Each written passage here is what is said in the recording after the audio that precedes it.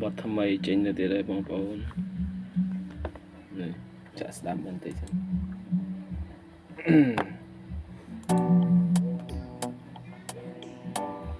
thọt trên vì sự luyện cả đó đâu có ra này tao thì đây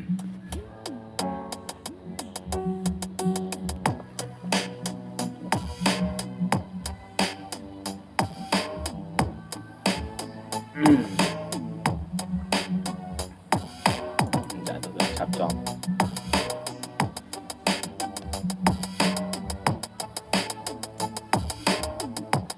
bọn này buồn tí